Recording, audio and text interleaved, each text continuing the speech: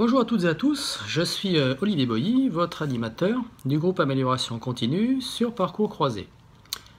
Alors j'ai souhaité réaliser cette vidéo afin d'aborder avec vous un sujet auquel chacun et chacune d'entre nous a certainement été confronté un jour, qui est le manque d'implication de la direction.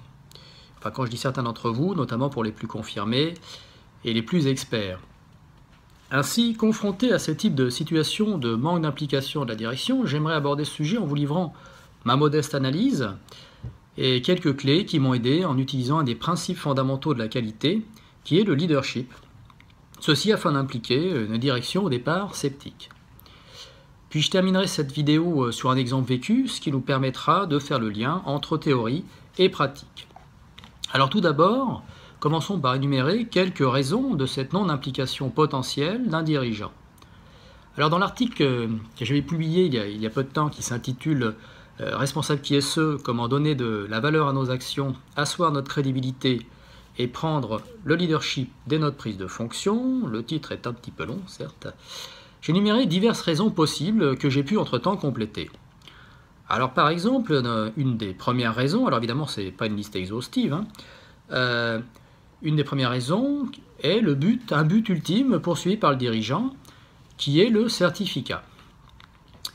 Une deuxième raison, c'est une fonction qui est vue comme un centre du coût, plutôt que comme un centre de profit. Ça, beaucoup d'entre nous y ont été confrontés un jour.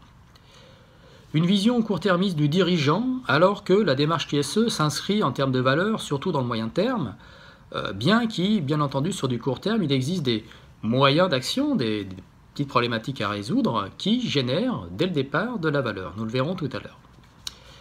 Une aversion éventuelle de certains dirigeants. Alors une aversion, pourquoi? La peur de bouleverser l'équilibre établi, qu'il soit organisationnel, culturel ou même les jeux de pouvoir.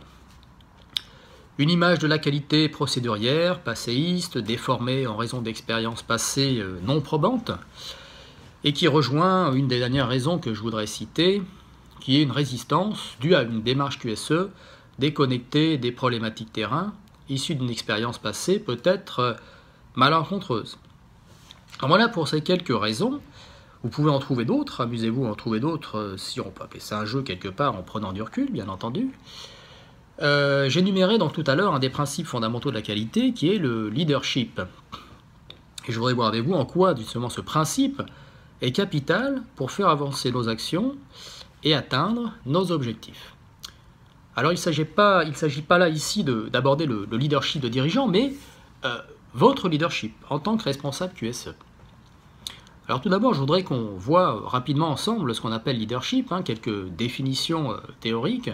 Alors le leadership est défini comme la capacité générale à entraîner les autres derrière soi. Alors le leader joue sur différents aspects pour asseoir son leadership. Il joue sur sa capacité, jouer entre guillemets, sur sa capacité à se rendre légitime, la capacité à se faire obéir naturellement et la capacité à mobiliser les énergies. Les leaders attirent par une vision de l'avenir en laquelle ils croient profondément et en plus, ils ont la capacité à transmettre cette vision. Et pour asseoir sa légitimité, il doit être en accord le plus souvent avec les valeurs, attentes et objectifs du groupe concerné. Autrement dit, il doit incarner les valeurs les plus fortes du groupe ou de l'organisation qu'il conduit. Alors derrière cette grande théorie du leadership, de manière opérationnelle, comment est-ce que cela peut se traduire? Alors, en termes d'action, de moyens d'action, il y a d'abord la proximité du terrain.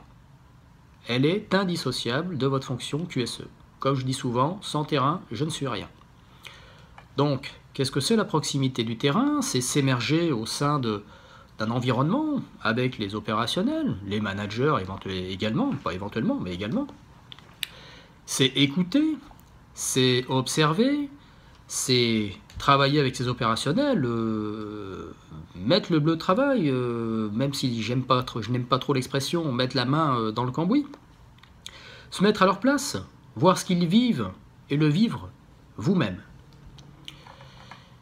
Alors j'ai parlé d'observation, j'ai parlé d'écoute et je parlerai aussi de stimulation. La stimulation, elle va passer par susciter chez les opérationnels la capacité à trouver des solution à des problématiques qu'ils peuvent rencontrer de manière quotidienne ou hebdomadaire et qui ne sont toujours pas réglées parce qu'ils ne sont pas en mesure eux-mêmes de les régler, souvent peut-être certainement par rapport à leur positionnement hiérarchique ou parce qu'ils ont un manager qui peut être un peu loin du terrain. Bref, il peut y avoir moult raisons, mais vous, votre travail, le nôtre, c'est de les guider justement.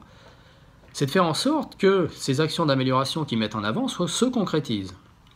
Et cela va permettre à la fois de stimuler le terrain et de favoriser leur implication en les rendant acteurs du changement. Parce qu'il est bien question de changement ici, dans le cadre d'une mise en place d'une démarche QSE. Alors, la résolution de problématiques terrain. De quelle problématique parle-t-on? Je parlerai plutôt de problématiques simples dont les résultats seront visibles dès le départ. C'est un point clé à ne pas négliger lorsque vous prenez votre fonction. Une nouvelle fonction, soit un nouveau poste, soit lorsque vous débutez. De manière à obtenir des résultats rapides dès la mise en œuvre, dès votre embauche. Alors il ne s'agit pas de compter en nombre de jours ou quoi que ce soit, cela sera fonction du temps passé sur le terrain et de l'émergence de problématiques éventuelles et des actions à consigner, à définir et à valider avec les opérationnels, sans oublier les managers. Ensuite, il s'agit de faire aboutir ces actions et de communiquer sur les résultats. En tant que responsable QSE, ce que je disais et ce que je dis régulièrement, c'est qu'on ne s'approprie pas les résultats d'une équipe seule. Les résultats sont communiqués au nom de l'équipe. Vous avez été un guide, mais c'est grâce à l'équipe que ces résultats ont été atteints. Alors les quantifier de manière financière, quel a été l'impact sur le stock, évolution, temps de cycle de production, quantifier ces temps de cycle, ces diminutions, taux de diminution des non-conformités, diminution des arrêts de production, comment est-ce qu'on peut quantifier ça financièrement, en temps, voilà, c'est toutes ces questions qu'il faut se poser de manière, et que vous posez d'ailleurs, de manière à pouvoir communiquer sur des résultats factuels auprès de l'équipe, auprès du manager et auprès de la direction. Alors en termes de... Après, je voudrais aborder la partie qualité d'un responsable QSE sans faire un florilège de toutes les qualités possibles en termes de savoir-être de responsable QSE. Donc j'ai parlé tout à l'heure d'écoute, la notion d'empathie aussi a été abordée, se mettre à la place des opérateurs, pour faire court, ou des opérationnels, ou des managers, de ceux qui vivent au quotidien ce travail que vous devez analyser. Ne pas jargonner, se mettre à la portée de son auditoire, susciter la confiance, ce qui est confidentiel doit le rester, puisque certaines personnes vont se confier à vous de manière naturelle, et pour susciter leur confiance, il y a certaines choses qui doivent rester confidentielles entre ces personnes-là, entre vous et ces personnes. Cela fait partie aussi du travail. Et puis être exemplaire, ne pas avoir de décalage entre notre vision, entre ce que l'on communique, et notre comportement et attitude. Alors derrière cela, à quoi ça va vous amener? Ça va vous amener à faire émerger des sponsors qui vont vous aider ensuite à déployer le projet QSE au sein de l'entreprise. L'émergence des sponsors, ce sont vos soutiens pour continuer le projet QSE. Alors je voudrais assortir ce que je viens de dire par un exemple vécu. Lorsque j'ai débuté en tant que responsable qualité pour une PME, une de mes premières missions était de réorganiser un service logistique. Alors réorganiser pourquoi? Réorganiser parce que le taux de satisfaction client était peu probant dans le sens où il était faible. Les clients étaient la grande distribution à cette époque-là, Auchan, Carrefour, etc. Clients difficiles avec des risques de déréférencement en magasin. Et les raisons étaient des commandes livrées non conformes en termes de quantité, d'intégrité, des retards de livraison. Bref, donc il a fallu que je m'immerge avec les opérateurs au sein de l'entrepôt, des préparateurs de commandes, travailler avec eux, prendre la blouse, préparer les commandes, les écouter, discuter, gagner leur confiance. Ça ne s'est pas fait du jour au lendemain, mais ça s'est fait sur la longueur, sur quelques mois, en s'immergeant à peu près 3 heures par jour. Et puis je me suis rendu compte assez rapidement qu'une des problématiques était qu'ils avaient peur de travailler. Pourquoi? Parce que les conditions de sécurité n'étaient pas réunies pour réaliser un travail de qualité. Alors, conditions de sécurité, un exemple, ça va être un chariot élévateur qui circule de manière erratique entre les préparateurs, des palettes qui sont stockées les unes sur les autres limite prête à s'effondrer au sein de la zone de préparation. Tout cela dû à un taux de saturation de la zone d'entreposage qui était supérieur à 100%.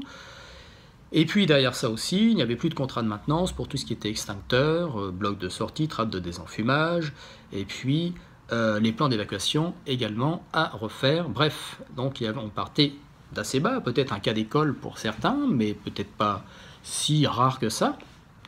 Donc il a fallu s'attaquer à ces problèmes de sécurité avant de réorganiser quoi que ce soit. Et quelque part, la réorganisation est venue petit à petit, parce que grâce à l'extension d'un entrepôt, de l'entrepôt qu'il a fallu négocier avec la direction, on a pu diluer l'ensemble de ce stock pour libérer des allées de préparation et pour libérer une zone d'évolution du chariot élévateur pour éliminer, ou en tout cas limiter, les risques de sécurité d'accidents de personnes, sans parler des contrats de maintenance dont je parlais tout à l'heure.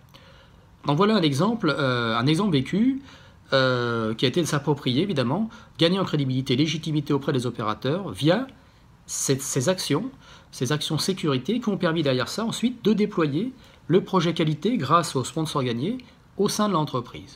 Et je finirai par une petite anecdote. Je me souviens à l'époque, ma direction m'avait convoqué dans son bureau 2 ans après avoir été embauché. Et il m'avait dit, au début, lorsque je vous ai entendu parler de la qualité en codir, j'étais très sceptique. Et maintenant, au bout de 2 ans, je peux dire que vous m'avez convaincu. Voilà, et ça, c'est une des plus belles réussites, ou un des plus beaux cadeaux, quelque part, qu'on puisse nous faire, d'avoir les compliments d'une direction par rapport à un travail réalisé. Voilà, cette vidéo est maintenant terminée. Je vous remercie de m'avoir écouté, et je suis à votre disposition, bien entendu, pour répondre à vos questions, vos interpellations éventuelles, et à rebondir suite à vos commentaires sur notre forum. Donc je vous dis à tout de suite sur Parcours Croisé.